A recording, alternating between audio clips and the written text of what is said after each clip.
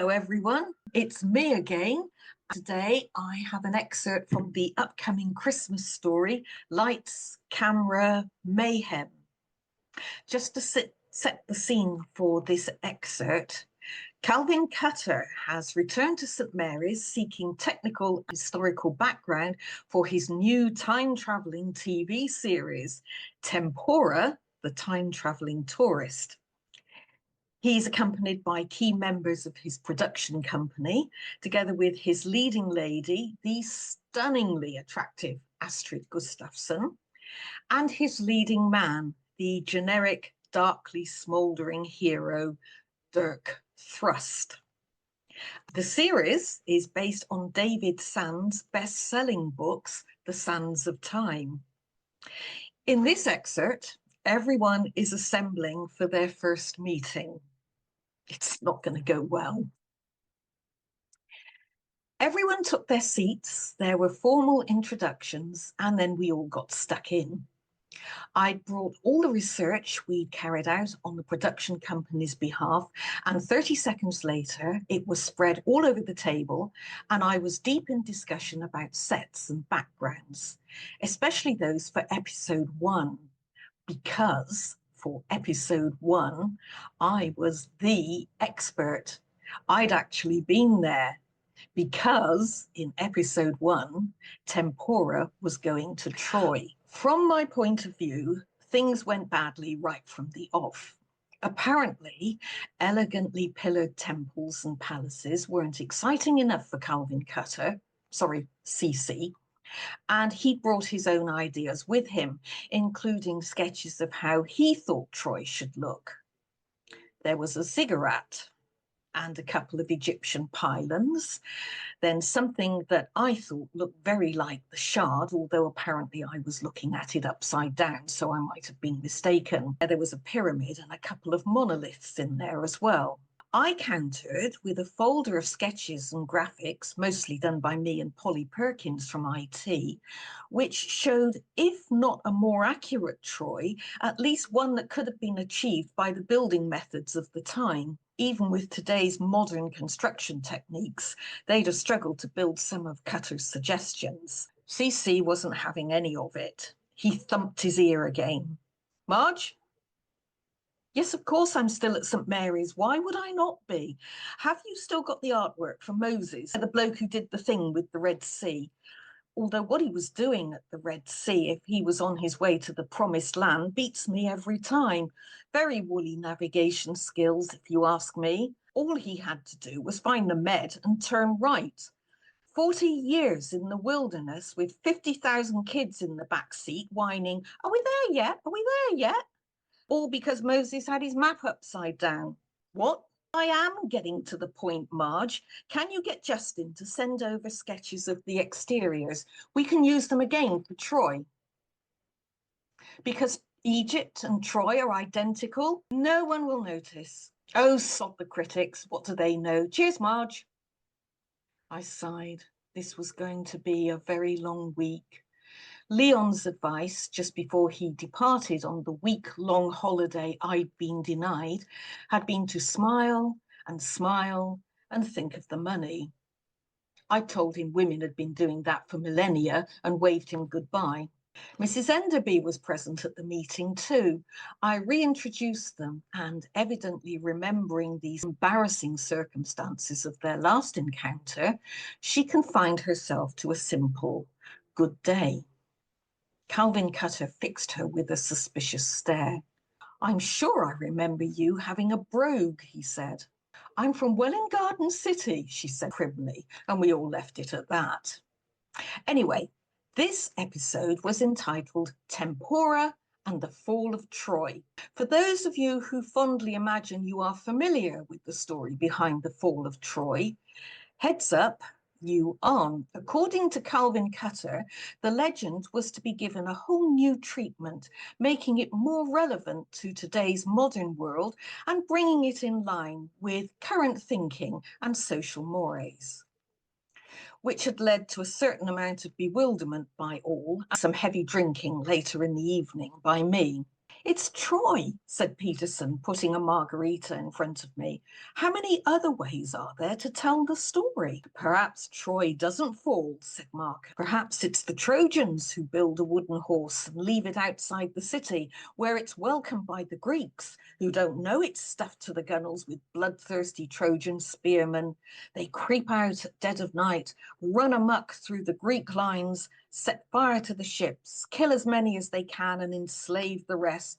War over, Mycenae falls, and Troy dominates the end of the Med for that next 500 years. Or, said Peterson in great excitement, and more in line with today's modern trends, both sides sit down together for a feast on the beach, which all special dietary requirements are catered for, and thrash out a way forward that doesn't involve bloodshed or the forcible relocation of large numbers of various populations. And all decisions are reached after extensive and wide-ranging negotiations which prioritize inclusivity, fairness, and equality for all. Yes, I said. I can just see Agamemnon, Achilles, Hector, and Odysseus going for that. Don't think much of its chances at the box office, though. We'd still been speculating when an advance copy of the script came our way a week before Cece's actual visit. Allow me to summarise the glorious plot. If history is an important part of your life, you might need to skip this next bit. Tempora jumps into her time-travelling device and is psychedelically whirled back to besieged Troy, where there's a bit of a panic on because Helen, yes, her, has just died. I can't remember from what. I'm not sure it's ever specified. By the coincidence that happens all the time, Tempora is a dead ringer for Helen. Obviously, in Cutter world, statuesque Nordic blondes constantly being mistaken for Mediterranean Greeks. They must be so bored with that. But to continue this enthralling storyline, the Trojans, apparently mastering fluent English with ease, persuade Tempora to impersonate Helen, win the war for them.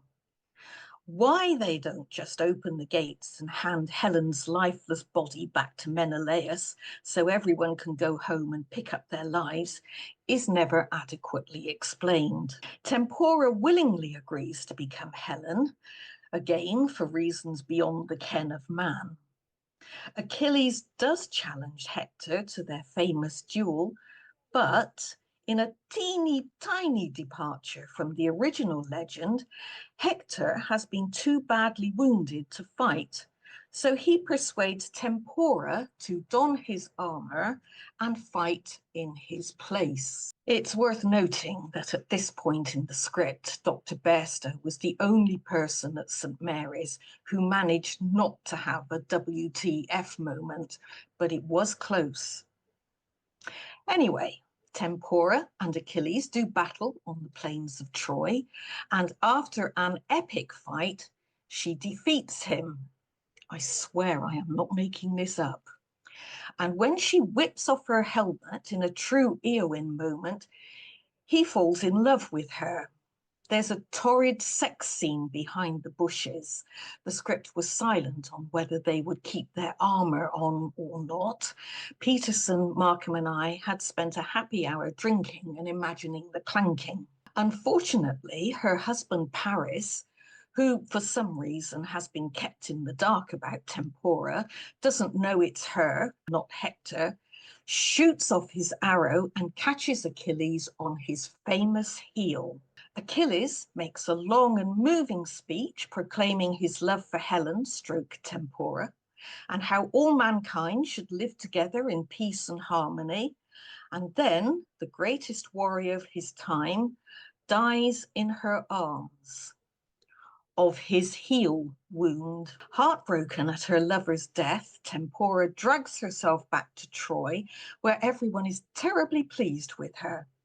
She, however, has gone off the Trojans big time, and Paris in particular, and now she secretly sides with the Greeks. Stick with me, because now the magnificently manufactured wooden horse turns up. You might wonder from where they got the wood. I did. Panic not. Imbued with massive enthusiasm for Project Wooden Horse, all the Greeks raced to the shoreline in a very 20th century montage to a catchy soundtrack, immediately begin to dismantle their ships. Obviously, no one's even slightly concerned about how they'll get home afterwards. Paddle home on the horse, perhaps. As a time traveller, Tempora knows full well the horse will be stuffed full of Greeks. Seeing this as an opportunity for revenge, she persuades King Priam to bring it into the city. Cue lots of sack and slaughter, while Helen, stroke Tempora, cackles demonically from the battlements and kills Paris in hand-to-hand combat while dramatically silhouetted against the leaping flames as Troy burns to the ground. At some point, she has to escape the burning city and return to her time-traveling machine, which she does while being pursued by her original husband, Menelaus, who can't decide whether to shoot her or shag her. He doesn't get the chance to do either. Tempora trips over her own 2 feet as she's running away and is rescued by good old Dirk Thrust. This happens every week. Who leaps out of the undergrowth. Both Calvin Cutter and Homer are silent as to the reason behind this dramatic appearance of generic, darkly smouldering hero. And just as Menelaus is poised for the killing blow, Dirk saves her, and Tempora survives to time travel another day. The end. For anyone wondering about David Sand's original time-traveling story, it was in this. It had been set on a moon base in the future and involved robots who were gender neutral, and there certainly wasn't any sex.